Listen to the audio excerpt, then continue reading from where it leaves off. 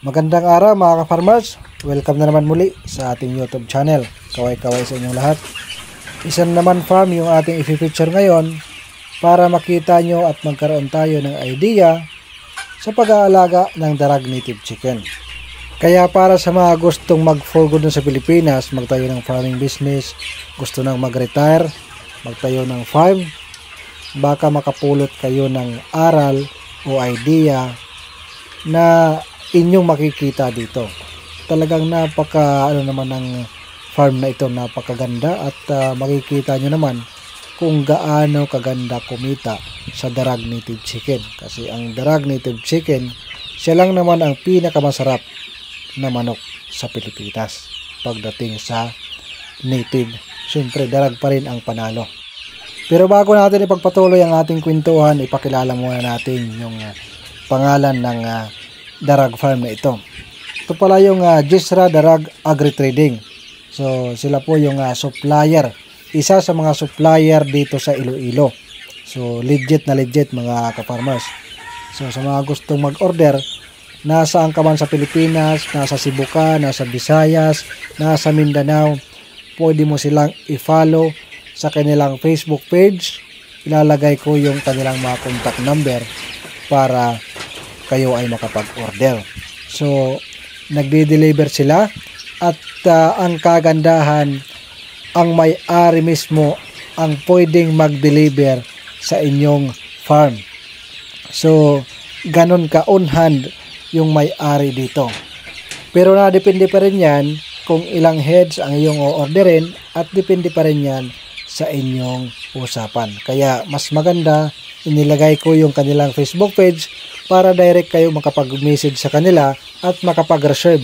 Kasi halos lahat ng mga sisiyo nila dito, yung mga siho na darag ay halos sold out. So kailangan mo munang mag-reserve. So hindi naman nakakabahala kasi talaga naman legit sila. At kompleto sila ng papel. Kung baga, kahit saan lupalop dito sa Pilipinas, kaya nilang mag-deliver kasi meron silang license. At balik tayo dito sa ating Darag Native Chicken. So, ang pag-aalaga ng Darag Native Chicken, isa po itong napakagandang gawing negosyo. Kasi ang manok na ito, yung mga inahin dito mga ka-farmers, ay kusa silang naglilimlim. So, kahit wala tayo incubator, pwede silang dumami. Pero kung talagang negosyo ang iyong hanap, talagang gusto mo magbenta ng sisiw, gusto mo magbenta ng week-old, month-old, RTL, or pangkatay na manok, gusto mong talagang paramihin, mas maganda kung maglalagay tayo ng incubator. Kasi once na yung ating mga manok naglilimlim, kasi yung mga iba natin nag-aalaga dito, hinahayaan lang nila na naglilimlim. Siyempre, hihinto yan sa pangingitlog pag naglimlim ang ating mga manok. So ito pala yung kanilang brooding area mga ka-farmers. Ayan. Daming sisi mga ka-farmers.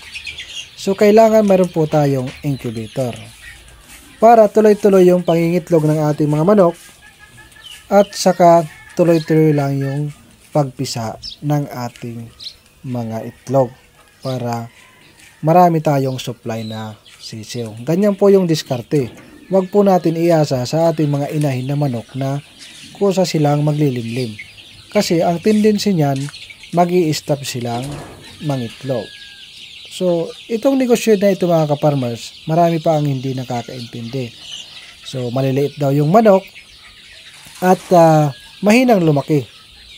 So, hindi nila, kino-compare nila sa mga hybrid na mga manok ngayon, yung mga RIR, Decal Brown. Huwag niyong i-compare ito mga ka-farmers. Dahil alam niyo ba mga ka-farmers, pag i-compare din natin yung kain ng mga Decal Brown na yan at saka yung mga RIR na yan mga ka-farmers, kasi ang kain ng mga manok na yan ay halos times 3 kaysa dito. Ito naman mga ka-farmers, pag 3 months ay pwede natin katayin na.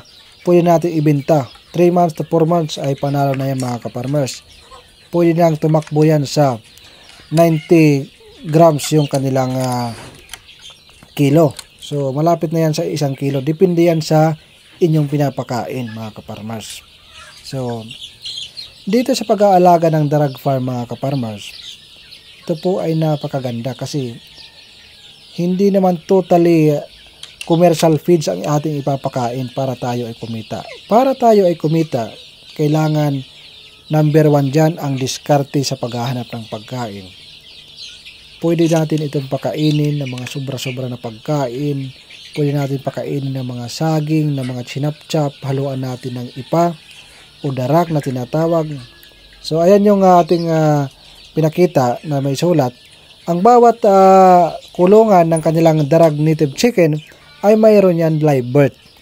Para makikita kung ano na yung binigay na vaccine, ano yung vitamins na pinainom natin para mamomonitor ng maayos. Ito makikita nyo mga kaparmer sa video ng mga napakaraming darag native chicken. Isa lang itong patunay na kumikita talaga at may pera sa pag-aalaga ng darag.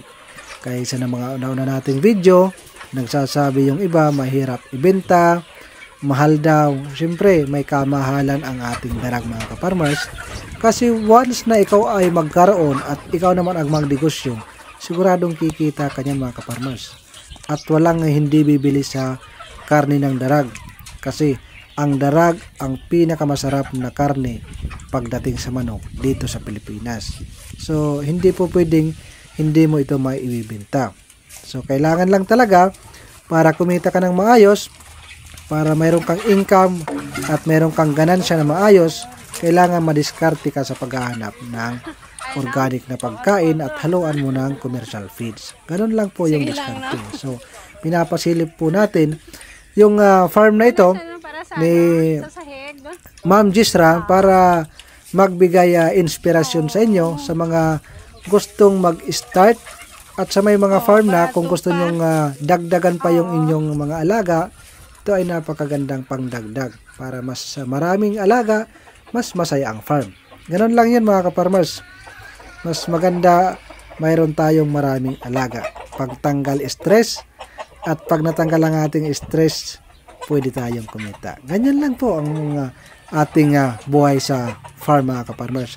Huwag po natin masyadong stressin yung ating sarili na pag mayroon tayong farm, kikita tayo kaagad.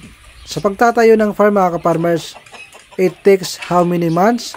It takes a year bago tayo kumita. Kailangan i-enjoy po natin para hindi po tayo ma-stress, lalo na pagdating sa pagpapakain ng ating mga alaga.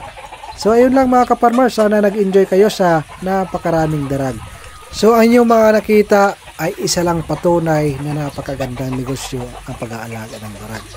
Kita nyo naman kung gaano karami ang darag nila dito. So ayan lang, magandang araw sa inyo.